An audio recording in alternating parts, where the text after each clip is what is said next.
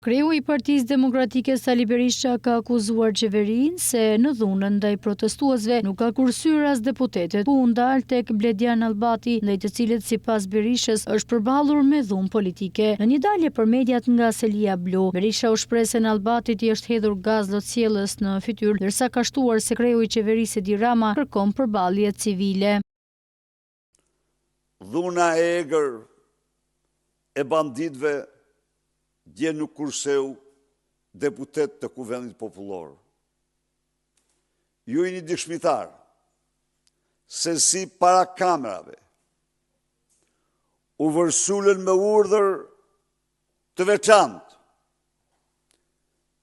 goditën dhe keqtrajtuan deputetin Bledjan Allbati me urdhër të Edi Ramës, i cili në mënyrë absolute nuk po kryen të asnjë veprim përveç se një të mitur që po e keqtrajtonin e ndihmoj. Akt kriminal, akt politik kriminal. Goditja e Bledjan Allbatit, goditja publike, përpjekja për ta asfiksue me gaz në fytyrë, për bën një krim të shëmtuar, një akmarrje primitive të Edi Ramës ndaj deputetit guximtar, Bledjan Allbati. Qëndrim brutal, të dhunshëm, kriminal, kanë mbajtur ndaj deputetit Zia Ismaili, doktor Zia Ismailit, i cili edhe ai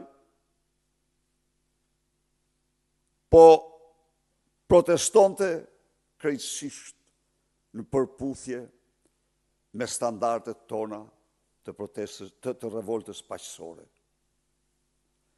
Sulmi ndaj deputetëve të opozicës, sulmi fizik ndaj deputetëve të opozicës, dëshmon se Edi Rama kërkon përballje civile. Kreu i Partisë Demokratike Sali Berisha theksoi se qytetarët treguan në protestën e opozitës se nuk i nënshtrohen dhe se do të vazhdojnë të luftojnë për të drejtat e tyre. Berisha theksoi se 10 shkurti do të shënohet si faqja më e ndritur e kryengritjes paqësore të shqiptarëve.